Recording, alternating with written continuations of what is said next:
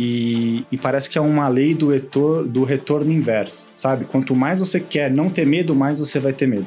Então, você precisa... Até li outro dia sobre isso, sobre os caras fuzileiros navais dos Estados Unidos. Tem um teste, que é o último, que eles ficam vendados, eles são amarrados, pé e mão, e jogam o cara na piscina. A piscina tem 2,5 metros. Aí o cara cai vendado, de braço fechado, perna amarrada. E aí que vem essa lei do retorno inverso. Quanto mais ele se debate, mais ele afunda. Então o que ele precisa fazer? Ele tem que relaxar.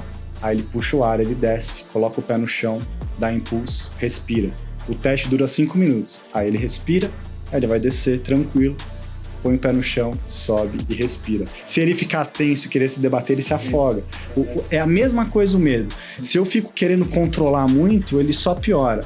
Eu tenho uma convicção que as pessoas têm uma média de ganho mental.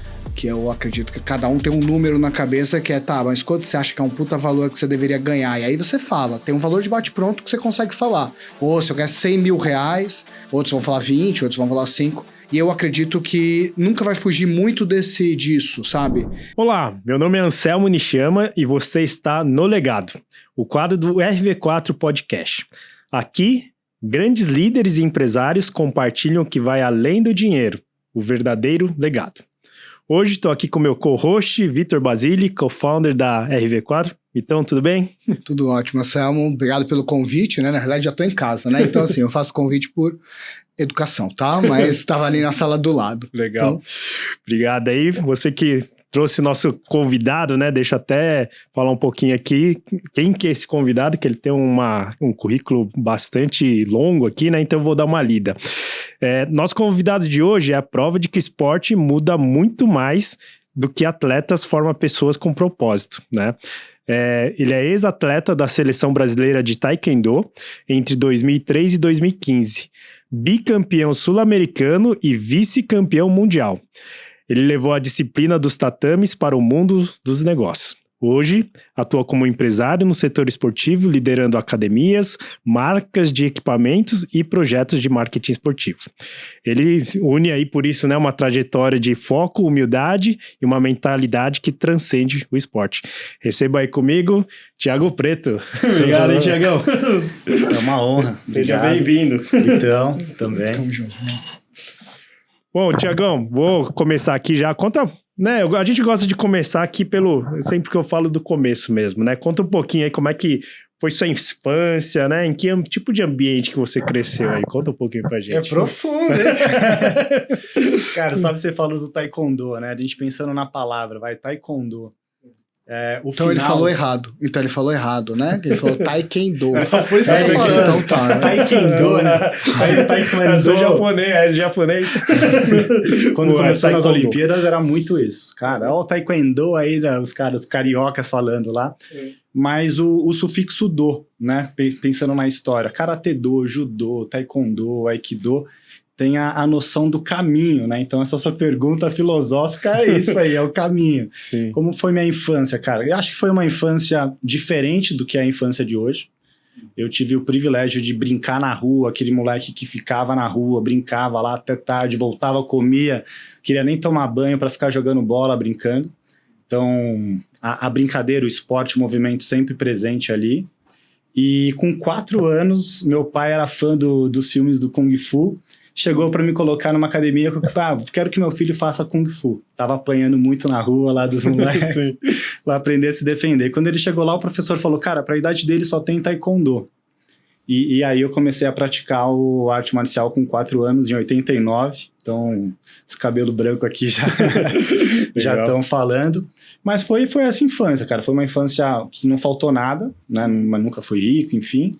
Mas com uma infância diferente do que a gente vê hoje em dia, que o meu filho, por exemplo, não vai poder ter.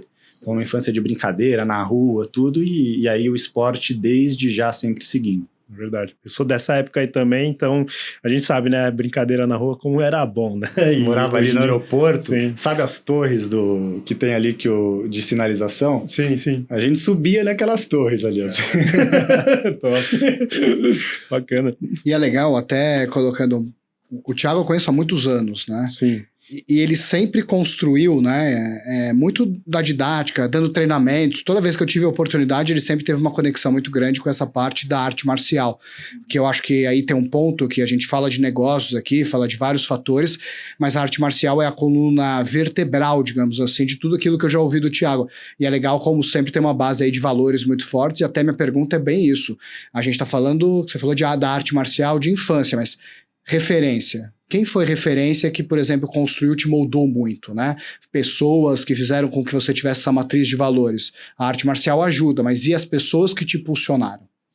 Cara, meus pais, né? Então, tenho o privilégio de ter pai e mãe que sempre me nortearam muito, assim. Então, isso é uma coisa muito legal.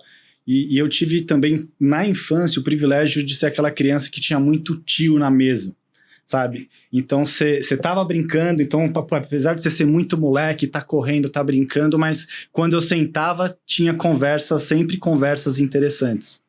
Então acho que as primeiras pessoas que me moldaram foi o meu pai e meus familiares, principalmente meu pai, meu padrinho, minha família, meu avô, que deu muitos ensinamentos, meu avô da roça, mas com muita sabedoria. E aí eu entrei no taekwondo, na arte marcial, eu tive outra sorte, né? Porque eu acho que é sorte mesmo de estar num ambiente onde a gente aprendia a lutar, tinha a parte da competitividade, mas tinha muita educação por trás de princípios, valores e tudo. Então ali eu tive 2 professores. O meu primeiro, que era o fundador da escola, ele chama Cláudio Sidney Lopes, que era o Claudião, e a gente tinha o Claudinho, que depois foi o meu professor, que hoje é o meu mestre, meu professor. Então o Claudinho vai ver aí com certeza, que me ensinou muito. Então esse paralelo, sabe? Família e professores tatame. Aí, óbvio, que você vai crescendo, você vai tendo, né, outros pontos. E uma coisa que me marcou muito foi que eu me envolvi muito com a literatura muito rápido.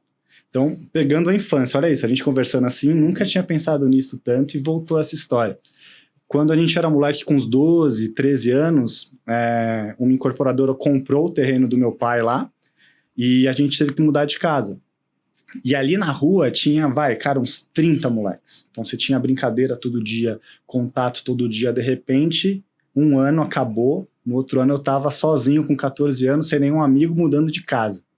E todo mundo, cada um para o seu lado. Numa época que não tinha Instagram, não tinha comunicação. E aí eu comecei a ler, nessa época. Então aí, talvez um outro fator foi que eu me envolvi com a literatura. Um tio meu me deu um livro que é O Mundo de Sofia, nunca esqueço isso.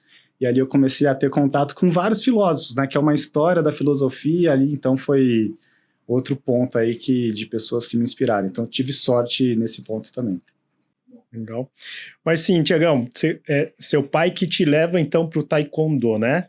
Com 4 anos, assim, tal, ele já tinha algum histórico de luta, não? Meu pai fez boxe, sabe? Mais moleque, assim. Sim. Mas era aquela coisa Era uma geração que o Kung Fu, o Karatê era muito forte. Hoje a gente vive no hype do Jiu-Jitsu, né? Sim, sim. Ó, o Jiu aqui, ó. Tá vendo ali, né? Dá pra ver? Dá pra dar um zoom na orelha dele depois que eles estão sobre faixa preta, com a faixa marrom. Mas o malvado é o cara da orelha assim, né? Esse é o malvadão. Exato.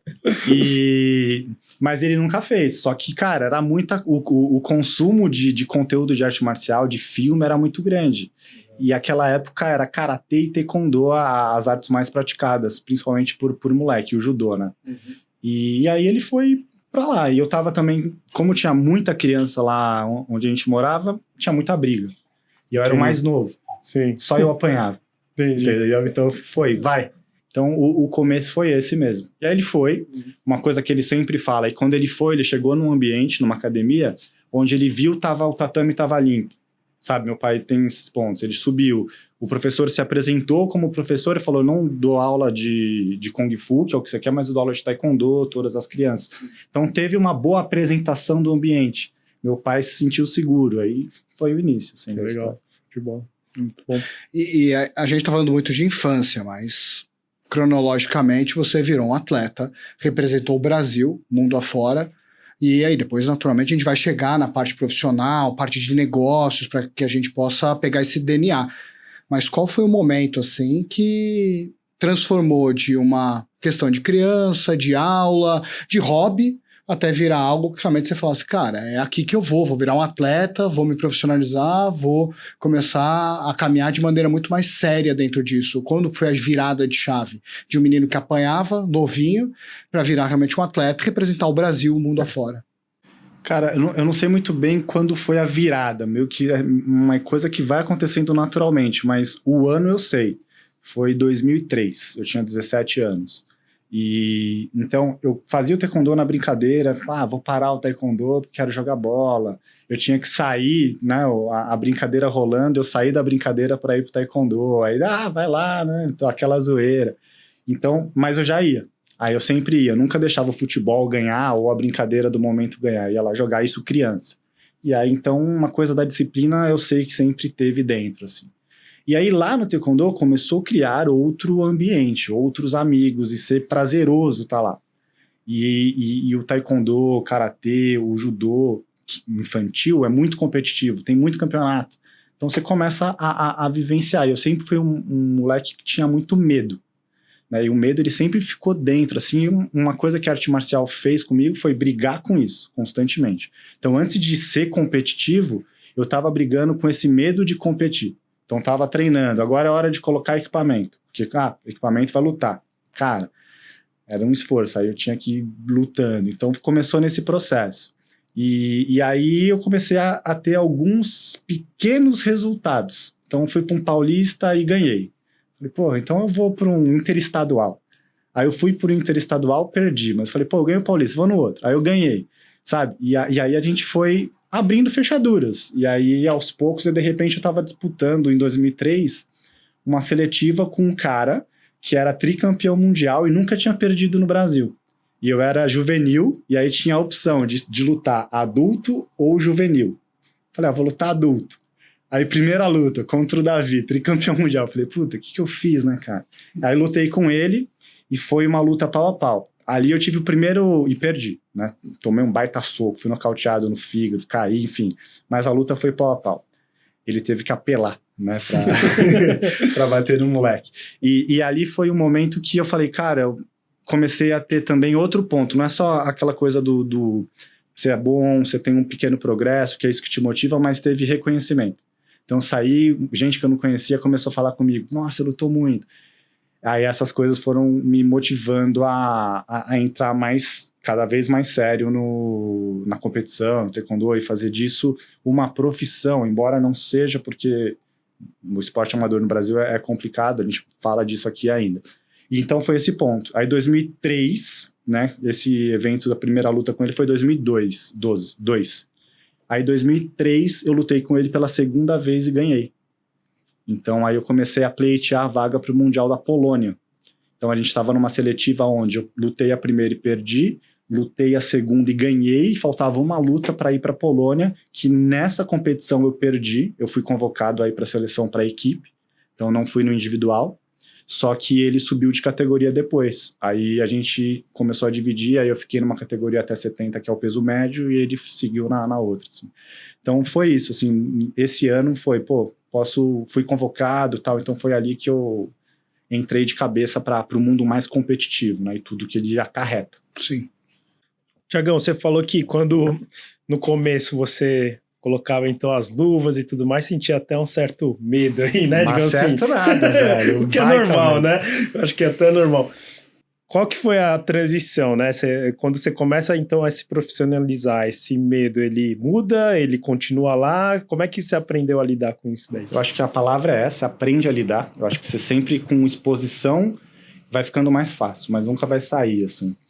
E parece que é uma lei do retorno inverso, sabe? Quanto mais você quer não ter medo, mais você vai ter medo.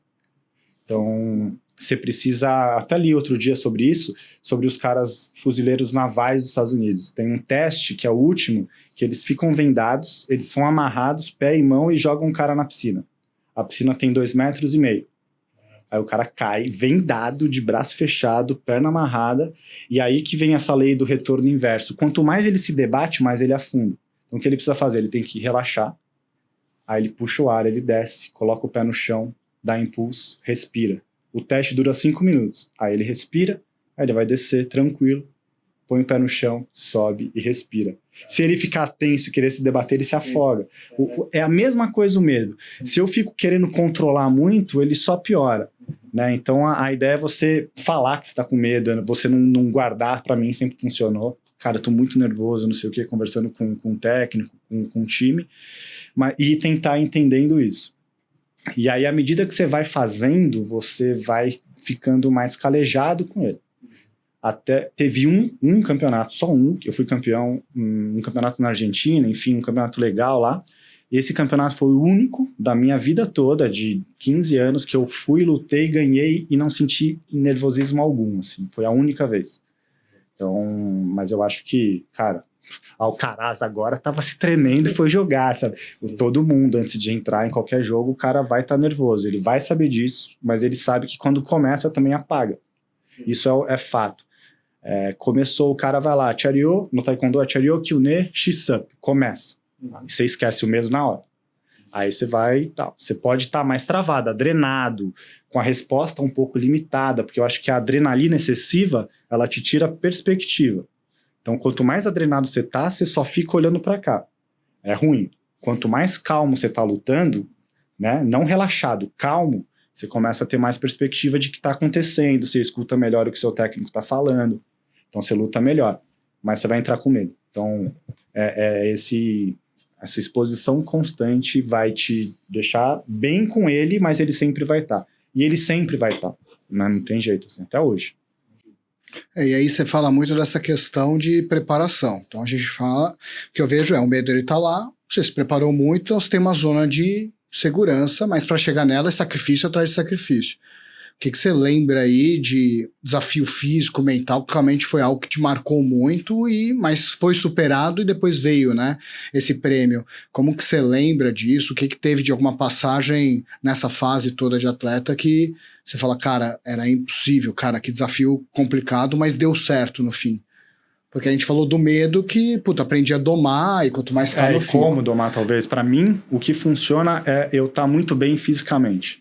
Então, a determinante de ter mais medo, mais ansiedade, mais nervosismo e pouca performance era o quanto eu sei que eu estava bem treinado ou não. Então, esse era um parâmetro para mim. Então, eu precisava sempre treinar muito físico, porque se eu não cansasse, minha cabeça funcionava melhor.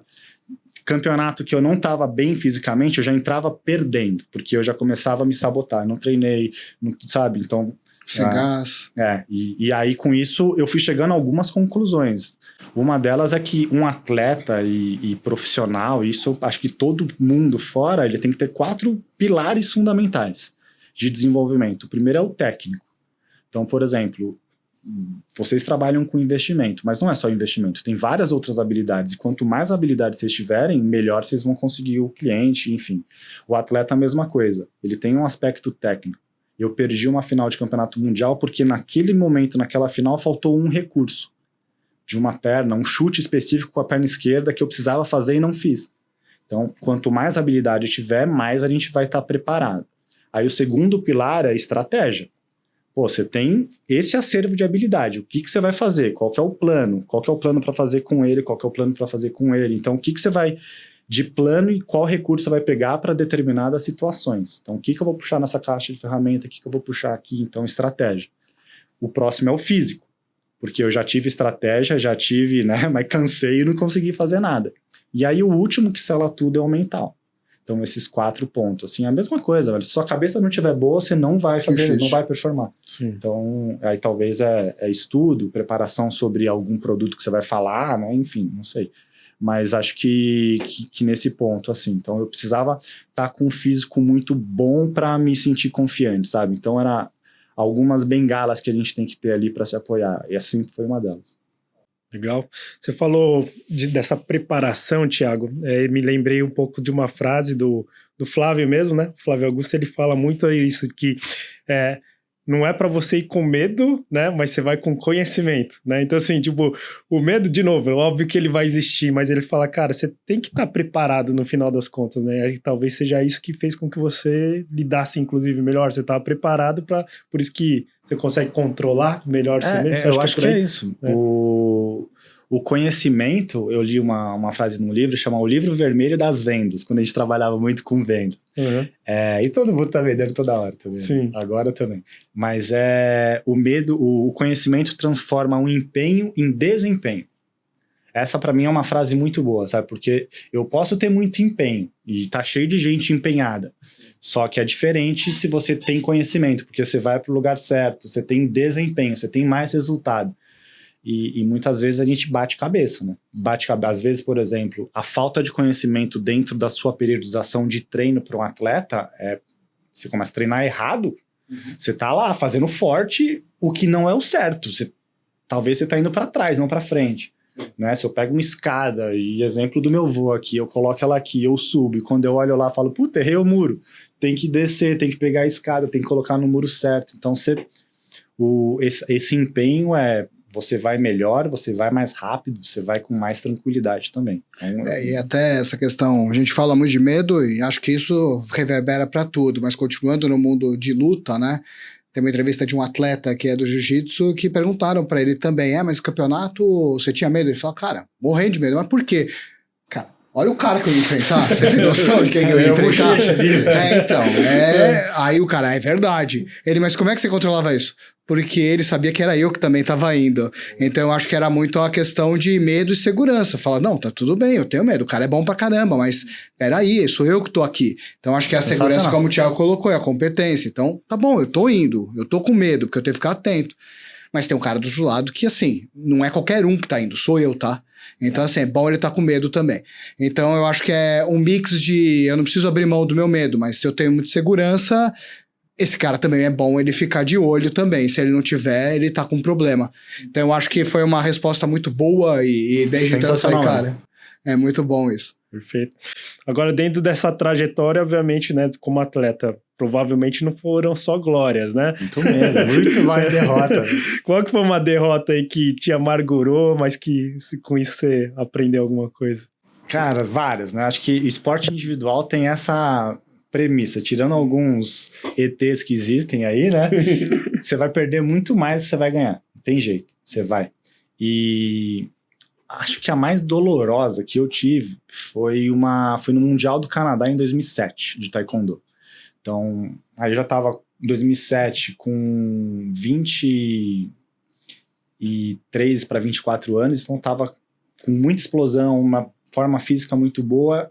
E o Taekwondo, ele é um esporte de gente mais jovem, né? Então, com 25 anos, 24, você já está experiente. Você não está no auge da experiência, que falam que é 29, tá, para um atleta.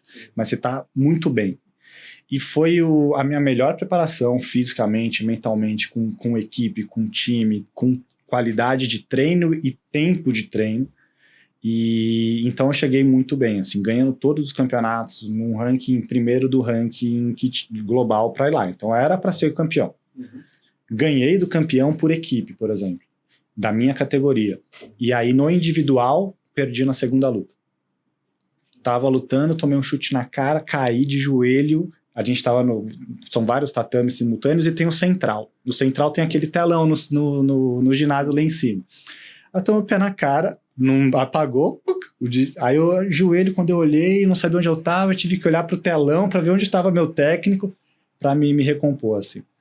E então ali foi um momento que, eu tava muito bem preparado fisicamente e muito mal preparado mentalmente. Percebi isso lá na hora, não achava.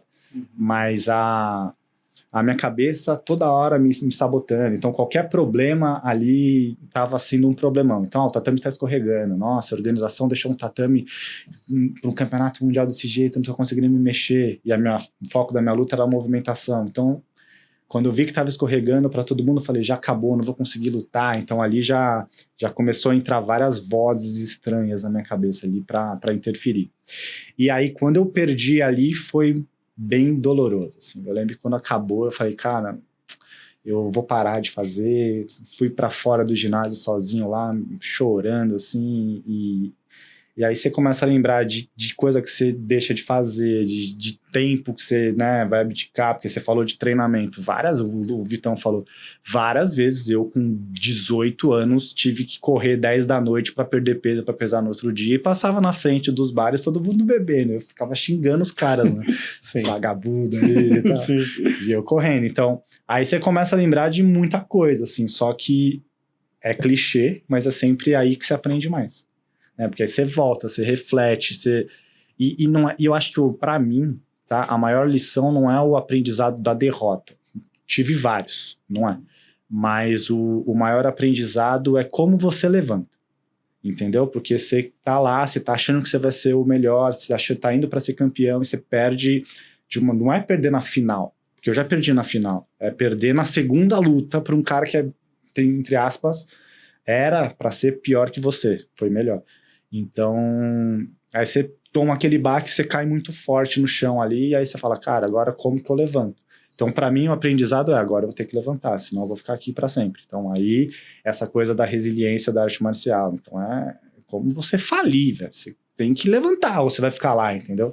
Então, o maior aprendizado pra mim é esse. Foi a maior dor. Eu perdi a final em 2009, mas no Mundial seguinte, eu entrei com a cabeça muito boa. E aí, enfim, perdi pro alemão por falta de recurso, tá? Algumas coisas, ele foi melhor, mas não me abalou tanto igual essa, assim, acho que aí foi a pior de todas, sem dúvida.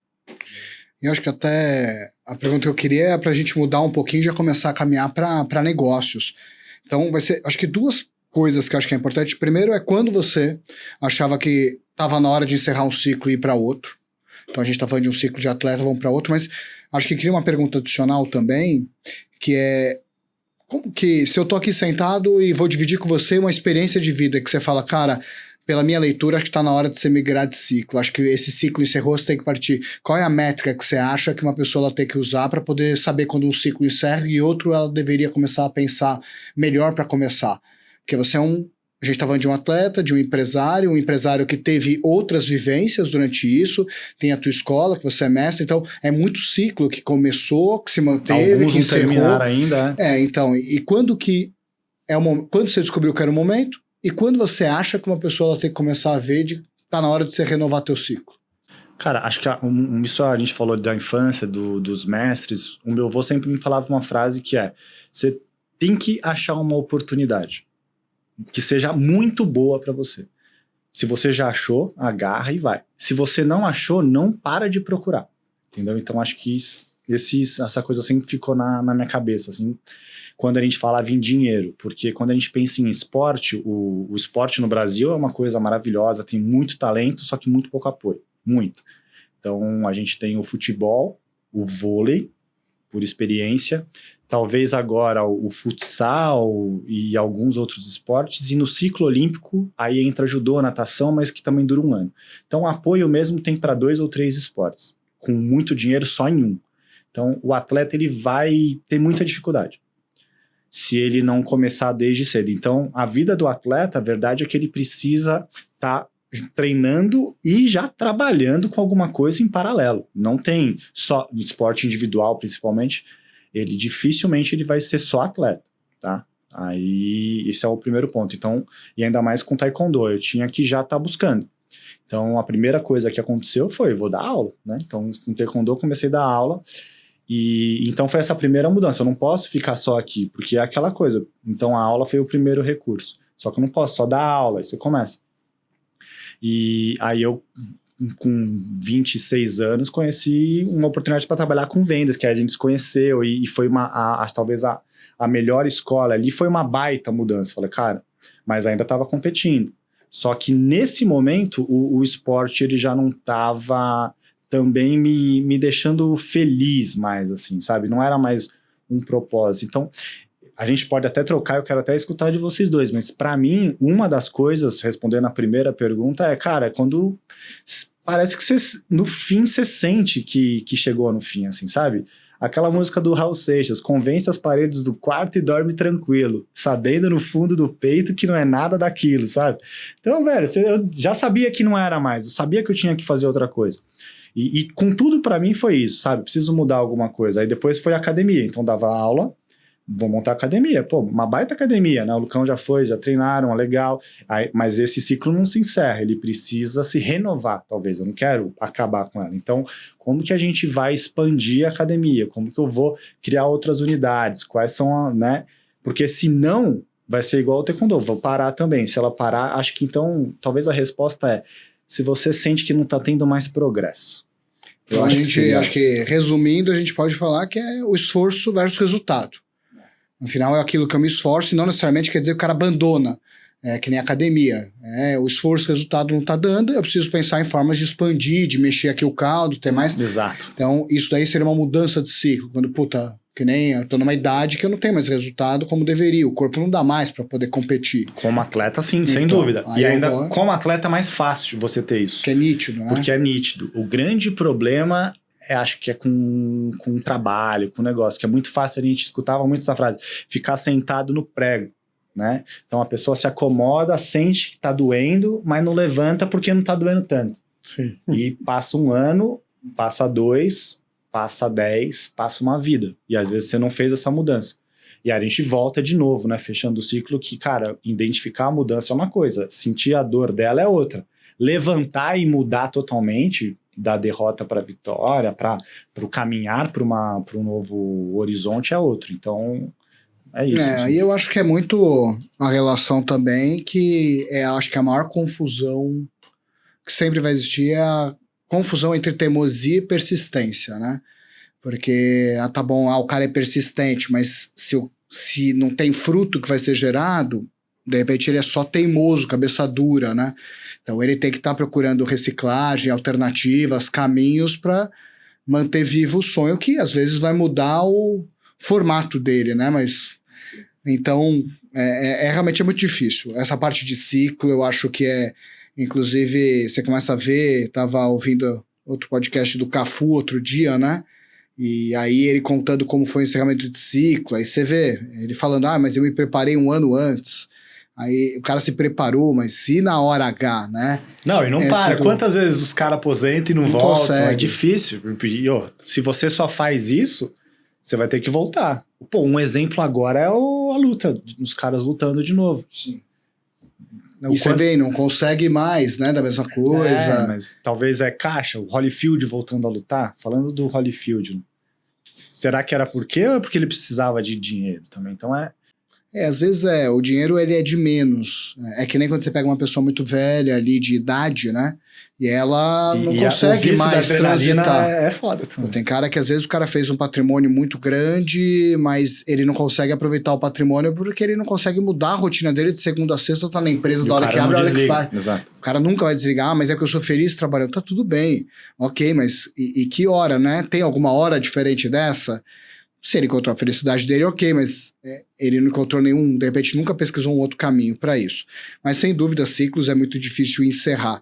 Eu tive muita dificuldade em todos eles, né, de encerrar, e se essa pergunta tivesse vindo, eu provavelmente ia enrolar, ia ficar quase 1 hora, mas não sei se ia ter uma fórmula mágica. Eu acho que eu só enrolei, né? Mas é isso. Não, você responde, eu enrolo. Boa, mas vamos lá, Tiagão. Você começa então a empreender, né? De que forma você acha que o esporte, né, nesse sentido, te ajudou aí no mundo dos negócios? Cara, acho que mais é ter um alvo sempre, sabe? Pô, se eu quero ser campeão paulista, eu quero ser campeão brasileiro, quero ser... Então, essa coisa de ter um norte e tentar chegar a outro. Então, sempre acho que uma coisa que o esporte me ajudou muito. E aí a transição foi meio que natural, né? Esse ciclo foi acabando, o ciclo atleta, e aí você se vê num lugar novo onde você fala, tá, mas e agora o que eu faço? Como eu faço? Aí você começa a buscar esses nortes. Porra, eu preciso fazer a primeira meta de empreendendo foi, eu preciso fazer a academia aqui e pagar as contas. Isso há 15 anos atrás, quando a gente montou lá. Então aí consegui aluno, uma época que não tinha marketing digital, não tinha nada, que a gente vai fazer? Conseguimos. Agora a gente precisa fazer que ela chegue no número X de alunos. Então, sempre foi isso. Acho que talvez a coisa de trabalhar com metas e tentar buscar, e se eu não conseguir, tentar achar parceiros para conseguir comigo. Então, porque sozinho também a gente não faz nada, mas acho que é isso. E dentre os desafios principais da gestão, o que foi maior deles? Comercial, liderança, pessoas, financeiro. Quando você olha esse histórico, onde estava o que mais, ou de repente até hoje é o maior desafio? Cara, hoje, né, é fluxo de caixa, sem dúvida. Meu maior desafio, mas aí no cenário que eu vivo hoje. Mas no início e até hoje também é pessoas. É engajar um time. Eu admiro muito, por exemplo, quem tem um time que é 100% engajado. Vocês, por exemplo, aqui, eu admiro. A Rô, por exemplo, que ela faz lá no Class. Galera. Então, óbvio que o setor de academia, que eu falei que era difícil, porque se lidar com o professor de jiu-jitsu é complicado, se ligar com o professor de boxe. O cara várias vezes começou a trabalhar lá na academia, de repente o cara não ia mais.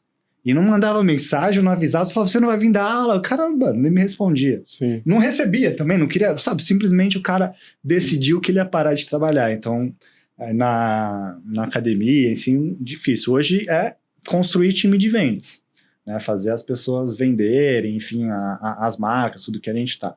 Mas é isso aí do... Legal.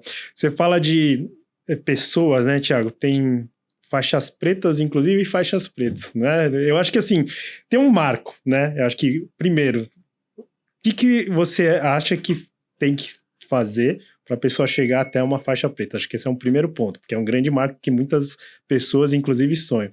Mas quando chega também, aí você olha, né, que fala, putz, tem faixas pretas e faixas pretas aí e tal. Faixas pretas que são exemplos e tudo mais, e outros que você talvez não seja tanto.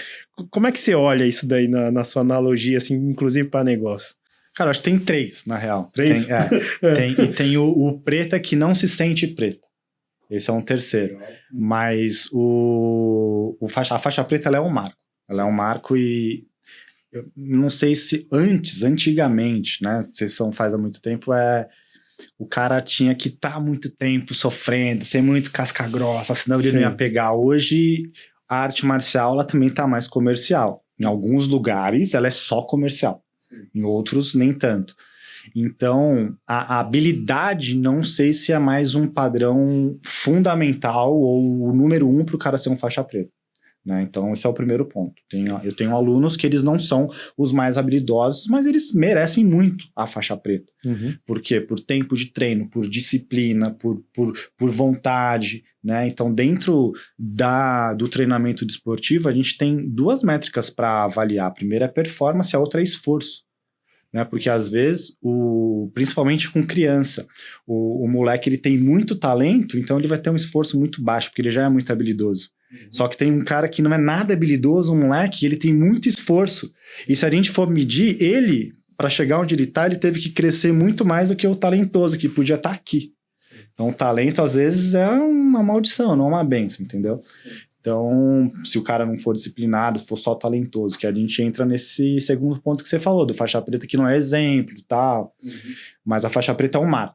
Ela é um marco e o cara, para estar lá, mereceu e ele precisa. É um rito de passagem mesmo. Sim. Então, ele vai ser uma pessoa, acredito, diferente. Aí tem faixa preta, que é mais professoral. O cara, ele se sente mais que ele é faixa preta, ele vai...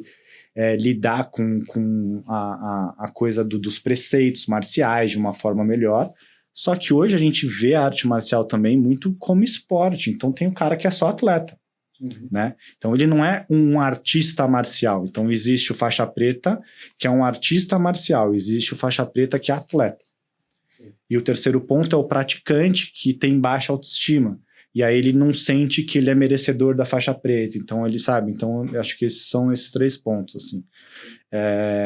Eu vi uma frase num livro que ele fala que o faixa preta, que ele não tem a arte dentro dele, ele só pratica a violência marcial. E o faixa preta que faz mesmo, ele tem a arte marcial, é aquele cara que leva os preceitos para fora. Então, tipo, qual que é a definição de arte para mim? Nós 3 vamos num museu e a gente vai olhar lá um quadro. A gente tá olhando o mesmo quadro, só que cada um vai levar para fora, para casa, uma coisa diferente daquele quadro. Então, o que é arte? Segundo Cortella, é tudo que você leva para fora. O que é arte marcial? É tudo que você leva para fora do tatame. Então, você pratica, o Vitão pratica, eu pratico, cada um aqui leva de alguma forma os preceitos da arte marcial para fora do tatame. E é inevitável, né? Eu acho que a arte marcial ela vai obrigar você a participar das vivências, né? É algo que ela te obriga a participar do todo, não de uma parte. Então, se você quiser realmente estar numa arte marcial, por isso que eu acho que é quase uma osmose que a pessoa, ela obrigatoriamente, ela acaba incorporando. Exato. Porque não tem a parte que eu escolhi, não tem a matéria que eu sou melhor, é o todo, você participa do todo. Então, por isso que eu vejo que, de certa forma, e sim, já vi gente que pediu pro mestre não graduar. Conheci já gente que era bom, que era muito legal, mas na hora que soube que ia graduar para uma nova faixa, pediu para não graduar, que falava, acho que não é meu momento, não sei. Aí tomava aquela comida de rabo, né? Que no fim, a arte marcial ela também é muito movida através, né, acho que da motivação a lá década de 1900, né? Também, educação marshmallow. Você baixa e cresce. É quase isso. Agora, vocês acham que isso também tem a ver com dinheiro? Nesse sentido? De a pessoa não saber receber ou ela agir de uma forma arrogante com dinheiro? O que vocês pensam sobre essa mentalidade? Porra, analogia que eu nunca fiz, que é genial. Eu acho que tem gente que lida bem com dinheiro e tem gente que lida mal. O cara, Vitão vai poder falar melhor que eu. Mas tem gente que tem aversão a ganhar dinheiro, né? Pode ser nesse paralelo o cara que não tá se sentindo faixa preta, ele nunca tá pronto, enfim. Ele tem medo do sucesso. Falam que você tem mais medo do sucesso do que do fracasso, né? Porque o sucesso leva exposição, porque aí você vai ter crítica, você vai ter outras coisas. Então... Não, eu tenho uma convicção que as pessoas têm uma média de ganho mental. Que eu acredito que cada um tem um número na cabeça que mas quanto você acha que é um puta valor que você deveria ganhar? E aí você fala, tem um valor de bate-pronto que você consegue falar. Pô, se eu ganhar 100 mil reais, outros vão falar 20, outros vão falar 5. E eu acredito que nunca vai fugir muito disso, sabe? Do quanto a pessoa ela tem ali de ganho. Então é engraçado porque... Eu já vi pessoas que estão lá ganhando 20 mil no mês e mesmo tendo capacidade, tempo, elas podendo fazer 30 mil, elas fazem no mês, mas depois volta para essa média. E no final do ano vai dar 240. Dar a média, fica sempre perto dessa média. Que é basicamente, ela fala da boca para fora, mas existe um número interno. E eu acho que é o quanto ela acredita que ela é merecedora, tanto não à toa, que você vê bilionário que perde tudo e volta a ser bilionário, porque na cabeça dele não existe nada que ele tenha que fazer, ele aprendeu a construir. Então eu acredito piamente nessa questão de que as pessoas têm uma mentalidade e ela projeta as ações e os resultados. E se a pessoa não trabalhar, eu vejo isso diariamente aqui na empresa. Você sabe que uma coisa que eu sempre pensei é como se fosse várias portas. Então eu vou competir. Então eu preciso abrir a porta do campeonato regional. Lá a porta dos R$2.000 por mês. Aí você começa a treinar para você... Foi campeão regional, você ir para o campeonato paulista. Então, não é uma porta mais difícil, ela é maior, então você sobe. Aí você abre a do Paulista, de repente você abre a do Interestadual, de repente você abre a do Brasileiro, de repente você abre a do Mundial, abre das Olimpíadas. Então você tá subindo. E para abrir essa porta você precisa querer, né, ir para a próxima, por mais que esteja difícil aqui. Talvez seja uma boa analogia, assim, tem gente que para numa porta ali e acha que não pode mais abrir a outra. Porque se eu chegar numa porta do Campeonato Paulista e falar... O brasileiro é muito pra mim. Eu não vou ser campeão brasileiro nunca e nunca vou destravar aquela chave. Sim. Se eu chegar nos 10 mil e falar, tá bom aqui, eu nunca mais vou passar, é difícil mesmo passar quando você não acredita, assim. Então, pensando nisso que você falou agora... E as pessoas têm uma mania de olhar pra nota 10 dela, colocar de canto, porque tá acostumado a ser bom naquilo, e começa a se parametrizar pela... nota 10 do outro, que às vezes ela é uma nota 6, e ela começa a acreditar que ela não consegue por causa desse ponto. Ao invés de ela focar, cara, eu sou muito bom já nas outras coisas, deixa eu potencializar isso, mas ela quer ficar lutando com aquilo que de repente ela nunca vai ter proficiência. E aí acaba que isso daí faz com que ela não caminhe para uma próxima porta. Cara, você é muito bom nisso, é daí que tem que vir o seu principal ganho, sabe? Para você poder ter tempo, tranquilidade mental, para você poder aí sim começar a ver aquilo que poderia ser destravado. Mas as pessoas, elas param com aquilo que elas são muito boas porque elas ficam preocupadas com aquilo que elas não são. E abandonam o tempo que deveriam dedicar àquilo. Isso eu olho rotineiramente, porque a gente lida com dinheiro, lida com tudo, mas a gente lida com o time. E o time, quando eu vejo qual é a maior métrica que você tem de gestão de pessoas, no fim, é você conseguir criar um processo, tirar a distração da frente dela e mostrar para ela que ela pode mais do que um dia falaram para ela que ela podia, até ela mesma. Então eu vejo que é isso. Teu papel como gestor é tirar a distração. E o papel dela, com ela, é fazer ela acreditar que, cara, você tem que transformar teu topo em média. E geralmente eu acho que esse que é o ponto. Então, só atrapalhando. Não é entrevista, né? O cara, a gente tá ele ia ajudar demais aqui. Mas, Tiagão, vamos lá. As filosofias, né? Do mundo de Sofia, eu falei, vou estar no Aristóteles. Pior que vocês estão falando, minha cabeça só vendo as filosofias. Tiagão, vamos lá. Você falou que um dos pontos que te ajudou o esporte, né, dentro dos negócios, foram as metas e saber aonde que você quer chegar. Acho que eu tenho duas perguntas em cima disso, né? Primeiro, dentro do esporte, né, você tinha provavelmente um técnico ali também para te ajudar nessa direção, né? De falar, ó, faça isso aqui, treine desta forma, que provavelmente você vai ser campeão, aí você vai atingir sua meta, né? Como que você faz isso dentro dos negócios? Acho que é um primeiro ponto de falar, cara, você tem algum mentor? Como é que você aprende? Acho que esse é um primeiro ponto. Segundo qual que é a sua motivação em cima disso agora, né? Falei, cara, tipo, o que te move para você querer expandir, querer aumentando suas metas, isso inclusive gradativamente, do jeito que você tá fazendo, que acho que é legal, sem pular etapas, talvez, né? Vamos... Cara, começar de trás para frente, dia, né, 11 de novembro de 2023, veio a maior motivação, que veio o Pedro. Que, né, veio uma motivação, contra-cheque e um monte de coisa, né? Mas...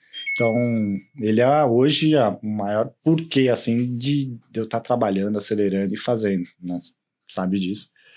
E, enfim, depois a gente volta para motivação, mas o atleta, às vezes, ele não vai enxergar mais do que o curto ou médio prazo.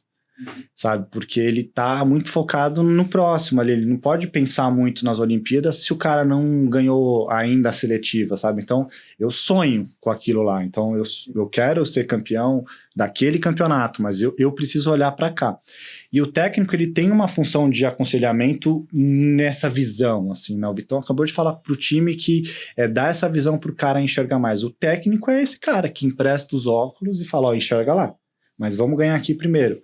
Então, ele vai te dando essa mentorada para você não esquecer do que você precisa fazer aqui agora, mas você pode chegar lá, você vai para esse campeonato, não vai para aquele, para o futuro vai ser melhor. Então, sem dúvida, no esporte é isso.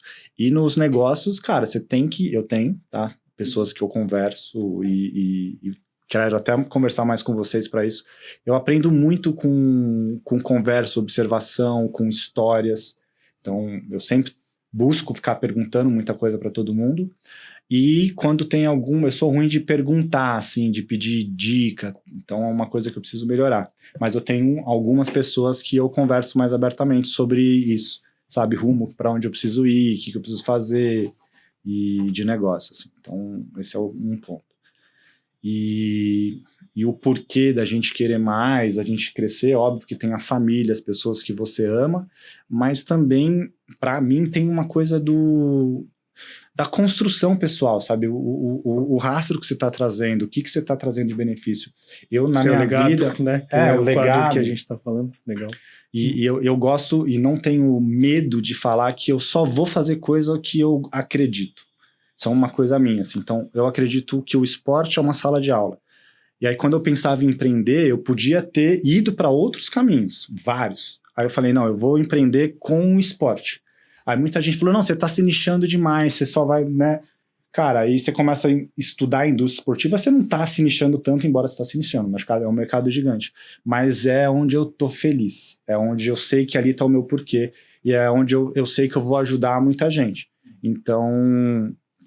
eu quero ter a melhor vida que eu puder, dar a melhor vida que eu posso dar para minha família, mas eu sei que eu tô fazendo uma coisa que eu gosto, que tá dentro da minha integridade, eu não tô fazendo nada fora, independente do que os outros falam, e essa coisa, o esporte e tudo que tá envolvido ajuda outras pessoas de uma forma muito forte, assim. Então, acho que uma coisa de por que eu tô fazendo é isso, sabe? Assim. Eu acho que até queria pedir para você comentar um pouco do teu ecossistema empresarial, porque Realmente é uma aula muito legal, porque você conectou muita coisa, né? Começa ali com a academia e depois... Então, eu acho que é até legal para você poder comentar e como que uma coisa foi conectando a outra. Como é que você interligou tudo isso? Você criou essa simbiose entre marcas, do marketing esportivo, dos canais que você tem, né? Que naturalmente dos materiais esportivos voltados ao teu nicho, que nasceu com a luta. Acho que é legal porque até estava conversando com a Anselmo antes e falei, cara, é muito legal como... óbvio que eu tô falando de orelhada de observador, né? Mas eu acho muito legal porque você vê uma conectividade muito boa. Então, é o mesmo core no fim do dia que você tá. Sim. Então... Cara, e foi isso. A gente, na atleta, aí comecei a dar aula, personal. Uma vez, há um tempão atrás, eu tava com o Vitão, a gente foi treinar junto, ele falou, mas não é muito chato dar aula todo dia? Lembra disso? Cara, você não pode lembrar dessas coisas. Não é pra lembrar de tudo que fala. Aí eu falei, puta, cara, mas é uma coisa, são vários sinais. Assim, eu falei, eu não posso só dar aula, né? Pô, vou dar aula. Eu já não tava só dando aula ali, mas, né? Mas então... eu lembro da resposta, lembro até onde, né? A gente tava quase entrando no tatame pra lutar, né? Sim. Pro preto ali me fazer sofrer. Mas E aí ele falou, não, pelo contrário, cara, porra, é isso que eu amo fazer, né? Então, é muito legal porque, eu não sei nem quantos anos, porque acho que ele começou a dar aula na época. Não, eu comecei a dar aula com 16 anos, eu tenho que fazer 40. Mas o que eu fiz foi reduzir. Hoje eu dou aula uma vez por semana, 1 hora. Sim. Entendeu? Porque eu gosto, eu quero ter essa conexão. E então, vou estar lá, vou sempre dar aula, porque eu gosto e eu gosto de ver o progresso e eu gosto de fomentar o taekwondo, para ele não morrer, porque já é bem pequenininho. Mas aí de dar aula em outros lugares, eu falei, eu nunca trabalhei CLT, enfim, vou empreender, vou montar a minha academia. Né? Então já tinha muitos alunos, eu alugava um espaço dentro de uma academia, um tatame, e aí esse tatame começou a crescer, começou a encher, e aí eu sempre passava hoje a classe A, ela fica ali na Ibirapuera, na Avenida Ibirapuera. Academia muito top. É legal, classe A combate. 3 tatamão grandão. Agora vai fazer uma reforma. O foco agora é ela crescer. Depois a gente fala disso. E aí eu passava, tinha uma loja lá para alugar, um tempão, tal. Falava, cara, aqui vai ser um ponto. E aí os alunos crescendo e tal. Aí a gente juntou um grupo de amigos, eu não abri sozinho no início. E isso é outra coisa que tem na arte marcial. Gera como você aprende muito lá. E aquilo que o Vitão falou, você não tem máscara. Não tem como você mentir lá. Hoje a gente vive num mundo que você entra no Instagram, é só mentira. É o cara vendendo que ele não é, falando que ele é mais... que ele sabe. Lá, quando ele bota pra lutar, é ele e ele pronto. Né? Então, o cara aprende de verdade, de uma forma genuína. Então, os alunos também se reuniram em um grupo de amigos e a gente investiu para montar esse lugar, que é grande e tal. E aí a gente montou a classe A e começou. E aí foi uma segunda jogada. Então agora eu dava aula, mas eu dava aula na minha academia, com os meus alunos, pro meu negócio ali. E aí foi crescendo o número de alunos, enfim, só que chegou numa hora que eu falei, cara, eu vou precisar montar outra academia, aí eu vou ter que fazer a mesma coisa ali. E aí a gente entrou nesse processo de qual vai ser essa morte do samurai parcial para começar outra coisa. E aí, como atleta, indo competir bastante e com a experiência que a gente teve em vendas, com vendas diretas, surgiu a oportunidade para começar a trazer uma marca espanhola para o Brasil, específica de karatê, taekwondo, para a gente construir a marca aqui, que chama Fujimai. Então, foi a primeira marca. Então, aí a gente hoje tem uma importadora e o nosso foco é trazer marcas, por enquanto, de arte marcial que tem homologação com grandes eventos. Então, por exemplo, tem grandes federações. Então, a Federação do Jiu-Jitsu, Federação do Taekwondo, Federação do Karatê. Eu posso entrar e criar uma marca, só que eu não vou conseguir vender para eles. Por quê? Porque as marcas pagam para homologar e os atletas só podem usar essa. Então, vamos trazer marcas que tenha já essa homologação. Aí a gente trouxe a Fujimai. Começou a trabalhar com Taekwondo, um pouquinho com Muay Thai e com Karatê. E aí começou a crescer, fazer parceria com a academia, com o professor. Aí a gente trouxe uma segunda marca muito maior, que é uma marca conhecida, já globalmente, com muita qualidade, que chama Top 10. E a Top 10 tem uma outra submarca dela que chama Hayashi, que é uma outra marca do Karatê. Então hoje a gente tem essas 3 marcas no portfólio. E aí a gente começou a construir o mercado 360. Então a gente cuida de tudo, de toda a distribuição, marketing, venda, toda a marca no Brasil hoje é nossa. Então, o foco hoje da importadora é isso. E trazer marcas que têm renome que a gente consiga vender. Aí agora a gente está expandindo para bolas. Então, qual que é uma marca de handball que da Noruega que o cara pode trazer para cá? Tipo uma Mikasa, sabe? E vender. Então, aí é um segundo passo. E aí a gente começou essa construção. Aí eu vendi a luva para minha academia, tinha contato com outros professores, né, juntando com o ecossistema, começamos a fazer parcerias com federações, vender, e aí a marca começou a crescer bastante assim no Brasil, principalmente a Top 10. E aí nesse tempo, eu tenho um grande amigo que ele tem um hub de comunicação para o esporte universitário, que eu sempre ficava assistindo, muito. E é uma coisa que você olhava lá, meio loucura, né? O mascote universitário, o Vitão não conhece. É uma molecada que fazia entrevista e mexia e falava e dava valorização para o esporte universitário, que é uma coisa esquecida. E eu sempre gostei, falei, Calil, esse negócio é muito legal, você tem que fazer, só que ele não trabalha, hoje ele trabalha no G4, não tem braço para fazer. Aí esse ano eu entrei junto com eles para a gente construir. Então, o Mascote. Então, o Mascote ele é um hub de comunicação e marketing esportivo que cria eventos, faz cobertura de mídia, faz parceria com a CBDU, com a FUP, que são as grandes federações do esporte universitário brasileiro, e dá visibilidade para essa molecada. Mas é muito mais que isso, porque quando eu comecei a entender, eu falei, beleza, vou colocar nos campeonatos, por que eu entrei? Todos os campeonatos karatê universitário vai ser Hayashi. Todos os campeonatos de boxe universitário vai ser Top 10. Então, vou começar a colocar as marcas dentro disso, porque já é um setor que tem campeonato todo fim de semana, tem jogo todo fim de semana. E aí a gente começou a entender que é muito mais que isso. Porque a gente está falando com um cara que daqui 10 anos vai ser o funcionário do Vitor aqui. Porque a gente tem contato com todas as melhores faculdades de São Paulo e do Brasil. O moleque que está com 21 a 25 anos é uma geração diferente. Então, aí a gente entrou por um segundo ponto lá. A gente fez começou a vender pesquisa. Hábitos de consumo de marcas esportivas da geração Z, da Elite, do INSPER, FGV, Mackenzie, o que eles gostam. Aí você vende isso para a empresa. Aí veio uma outra vertical. Como que a gente vende isso para mercado de trabalho? O que esse moleque quer? Ele quer ter um bom emprego e quer se divertir na faculdade. E o que uma boa empresa quer? Ela quer o cara da USP. E se ele fizer esporte, é melhor ainda, porque ele é um cara dedicado. Então vamos trazer, e essa recrutadora vai, e a gente faz essa ponte. Então aí começando a fazer isso agora. E então a gente está construindo forte essa vertente do esporte universitário. Aí a gente fez agora a primeira competição de atletismo foi lá na Arena Mercado Livre, no Pacaembu. Então aí entrou o marketing esportivo junto com a criação de eventos. Então eu não sei onde vai chegar. E por último, com uma outra amiga, a gente entrou junto com uma plataforma de impacto aí para ajudar atleta, que chama Oreri, que é uma plataforma onde todo mundo, empresas, tem um instituto ou pessoa física, pode doar para um atleta. É como se você pudesse apadrinhar uma criança, apadrinhar um atleta. Então você, Anselmo, pode doar 49 ou R$1.000 para atletas que não são de esportes renomados. Então a gente teve 5 atletas da plataforma na Olimpíada de Paris 2024.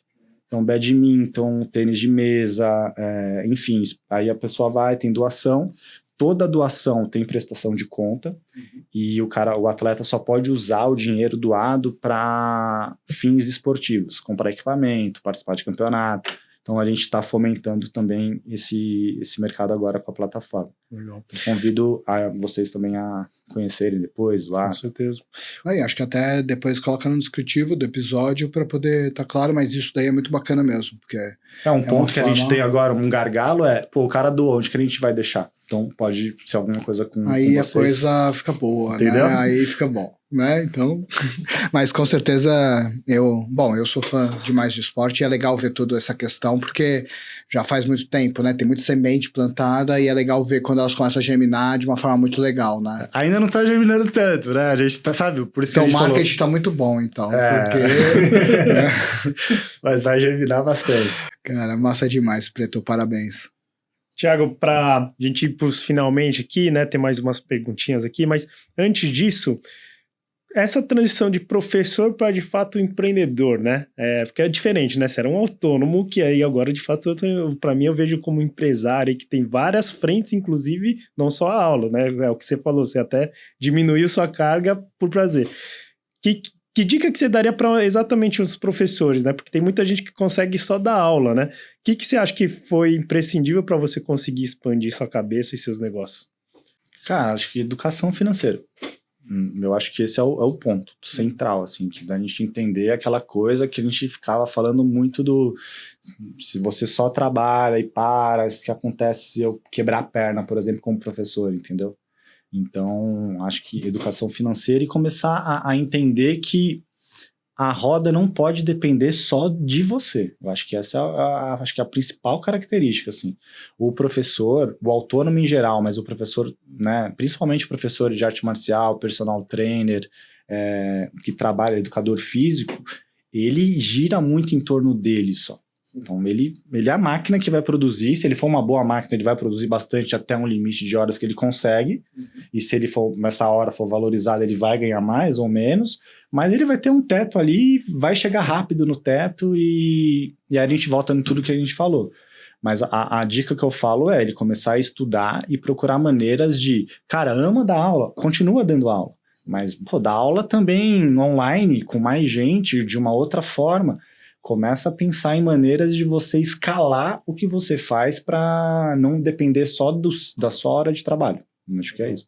É isso que ficava na minha cabeça, entendeu? Porque eu dava muita aula. Uma fase da minha vida eu dei muita aula, muita mesmo. Assim. Então, dá 8 horas por dia de aula. Você não consegue ter outro ponto, que é tempo para pensar. Porque quando você está dando poucas aulas por opção e você reserva um espaço na sua agenda para você pensar no futuro, você não vai dar aula para sempre. Agora, se você está dando 8 aulas por dia, 10 aulas por dia, você vai chegar, você vai comer, você vai dormir e vai ter que repetir. Por necessidade, enfim, muitas vezes é o que tem, né? Só que você não vai ter tempo de pensar em o que você vai fazer. Como eu vou pensar numa mudança? Eu acho que esse é outro ponto. E eu tive esse privilégio, talvez, como atleta, né? Porque eu treinava, aí eu dava poucas aulas e eu tinha muitos momentos que eu podia pensar, ler, fazer. Então, uma pessoa que está lá na rotina diária totalmente, é mais difícil ela sair às vezes porque ela não tem tempo de respiro. É o cara lá do que a gente falou do fuzileiro naval. Ela tá sempre embaixo d'água, ela tá com muito pouco tempo de respiro. Então, sim. Eu acho que para encerrar, acho que você é um cara que tem muita base, muito conteúdo, até acho que muito por toda a vivência e naturalmente, como você mesmo falou, muita conexão com literatura. Eu acho que até entender um pouquinho qual filosofia que te norteia bastante, acho que isso seria muito legal. É sempre legal entender um pouquinho qual é a filosofia que te norteia e, simultaneamente, também qual é o livro que você sempre recomenda. Se pudesse, para geral, assim, ter algum que você fala, cara, isso aqui mexeu bastante comigo e acabou realmente abrindo algumas portas com conceitos que veio daqui. E aí eu acho que é um bom ponto para a gente poder fechar esse capítulo. Cara, filosofias que me norteiam, muitas delas eu aprendi com o Jim Rohn. Muitas, assim. Então, se eu, Thiago, tenho um mentor, sugiro todo mundo pesquisar, é Jim Rohn, que ele tem muitas, né, filosofias de sucesso. Ele tem várias, mas que a gente não pode enxergar só com os olhos, a gente tem que ver com a mente. Porque quando você vê só com os olhos, você vê só aqui. Com a mente, você vai aonde você quiser. Então sugiro todo mundo enxergar não só com a visão, mas com a mente, pensando, imaginando maneiras diferentes de você fazer. Outra coisa que não importa a direção do vento, outra coisa que ele fala, mas você tentar posicionar melhor suas velas para ir para onde você quer. Então tem muito a ver com o estoicismo, talvez, se a gente for pegar com a filosofia, né? Você é o cara. A vida é o que é e você tem que fazer porque, né? E vencer nessas barreiras, assim. Então, acho que é isso. Filosofias que me norteiam é essa, que eu sou responsável pelo meu, né, sucesso, meu fracasso, mas até certo ponto, porque a gente sabe também que meritocracia, ela começa a partir de um ponto, mas eu acredito muito como atleta, a meritocracia está muito forte em mim, e num sentido que eu posso fazer, que eu sou responsável pelo meu sucesso, que, sabe... eu preciso estar buscando maneiras de fazer diferente, que eu não posso ter um caminho só, daquela coisa que a gente falou da habilidade. Muitas vezes, a maior crítica que eu sempre recebi é que eu estava fazendo muita coisa e não estava fazendo nada. Aí eu comecei a aceitar essa crítica em um determinado momento. Falei, cara, eu tô fazendo muita coisa, não tô fazendo nada. A academia não tá indo bem. A marca só tem produto em estoque, mas eu não como produto, né? Então, como é que o estoque tá crescendo? Né? Estamos vendendo muito, mas não tem, né, tanto dinheiro em fluxo de caixa aqui pra gente expandir e tal. Eu tô fazendo errado. O que eu vou fazer? Aí eu comecei a falar, cara, mas eu sou uma pessoa que faço muita coisa. Então, eu vou fazer mais coisa ainda. Então, se tiver outra coisa esportiva que eu queira entrar, eu vou fazer. Se tiver outra, eu vou fazer. E se tiver um monte, eu vou fazer. Porque, cara, é aceitar. Você é assim. Tem gente que só vai conseguir fazer uma coisa. Eu vou fazer várias, sabe? Perfeito. Então, é isso. Que eu tento arrumar maneiras de remar meu barquinho aí. Nunca foi fácil pra mim. Essa é fato, assim, sabe? Sempre tive que remar com mais força. E um livro, velho, Mundo de Sofia... Não. O cara é que é bom, o livro é... O livro é legal. Tem vários. Mas eu vou te falar, cara, um livro... Lembrando aqui, teve muitos livros. Eu li um livro muito legal que chama O Médico de Homens e de Almas. Fala sobre Lucas. Na trajetória de Lucas, ele teve lá com Aristóteles, sabe? Aí os ensinamentos, até ele chegar para conhecer Maria. É um livro legal. Eu nem sou tão religioso, mas é um livro muito legal, recomendo muita gente ler. E um livro que mexeu comigo foi Odisseia, de Homero. Porque o cara é muito perspicaz, saca? Ele cria maneiras toda hora de ele fazer o que ele quer. A coisa que mais me chamou a atenção ali é quando ele tá passando e tem as sereias, as virgens, que se você escutar ela cantar, você fica hipnotizado. Uhum. Aí ele falou, puta, mas... eu quero escutar elas cantarem, né? Mas eu não posso escutar. Uhum. Aí ele mandou os marinheiros amarrarem ele, velho. E ele passou amarrado, ele fica, me solta. Mas ele escutou, sabe? Mais ou menos assim a história. Então, ele sempre é um cara muito engenhoso. Fez lá o Cavalo de Troia. Mas ele tinha um propósito. Ele sempre quis voltar para a terra dele, sabe assim? Por mais que Poseidon tava querendo acabar com ele lá, por muitas coisas. Eita, cara. Sim. Então, é um livro difícil de ler, né? Longo, pavor. Sei lá, é legal. Mas é uma história de filosofia aí e tal. Sim, mas é bom demais. Tiagão, como que as pessoas te encontram aí nas redes sociais? Se alguém aqui que tá nos assistindo, inclusive, quiser fazer uma aula lá, tá convidado, né? Tá convidado. Se quiser fazer, é só procurar Classe A, tá? _ Combate. Não sei se... Então, Classe A, _ Combate. Vai entrar no Instagram da academia, é só clicar lá, agendar a aula experimental. E para me encontrar é Thiago com TH _preto. E aí, se eu quiser saber mais do esporte universitário, pode falar, né? Então, @mascote universitário. Se quiser doar para um atleta, conhecer um pouco mais, é www.orere.com.br. E aí as marcas top 10, enfim, pode buscar lá. Show, mas aí a gente coloca todos os links lá no episódio, até pra ficar mais fácil e, pô, demais, Tiagão. Foi bom, muito bom, legal. cara. Foi bom demais. Eu São agradeço aí aqui, pelo seu tempo, né? E espero que a gente possa fazer mais rodadas que nem essa aqui, que foi muito bem legal. Bom, né? Acho que o esporte realmente é uma veia que, né? A gente já trouxe alguns... A gente também falou do Bem-vindo ao Tatame, né? Que acabou verdade. De começar aí. Fala também, né? Que é legal. Cara, a gente falou muito de arte marcial, só falou do Bem-vindo ao Tatame. Bem-vindo ao Tatame é um podcast que a gente começou agora. Sempre quando a gente no tatame, eu tava correndo, isso o Claudinho, meu professor, que a gente falou. Aí o cara torcia o pé. Aí ele, bem-vindo ao tatame. Aí o cara tomava um chute na cara, sangrava na orelha. Bem-vindo ao tatame, sabe? Então, tipo, essa coisa que o tatame te ensina. Uhum. E aí, mas o bem-vindo ao tatame pra mim foi que tudo que eu fiz na minha vida, quando eu tinha medo, dificuldade, que eu não tava na luta, eu tentava imaginar que eu tava no tatame.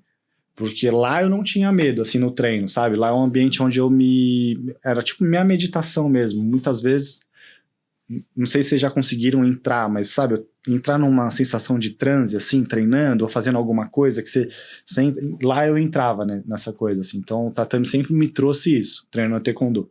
Uhum. E aí, vou fazer uma palestra e eu fico nervoso pra caramba. Aí eu imaginava o tatame lá, continuava nervoso, mas me ajudava, sabe? Legal. E aí a ideia do podcast é isso. Então, final do mês, Vitão vai estar lá. É conversar no início com pessoas da arte marcial, de como a arte marcial ajudou ela na vida, falar, ele tem toda a bagagem de tudo que ele sabe para investimentos, para liderança, só que tem várias soft skills que a arte marcial trouxe para ele. Sim. Então falar disso, trocar ideia e falar de negócio... Vai ser bom relembrar. Imagina, comecei em 2004... Eu tô ansioso, hein, pra ver esse episódio daí. Legal. O outro nome que podia colocar também é Põe o Gelo, né? Porque tudo resolve com gelo no tatame, né? Põe gelo. Quebrou o braço, põe gelo. Cara. É isso. Mas beleza, então tá bom. Tiagão, obrigado. Valeu pelo episódio. Valeu, mano.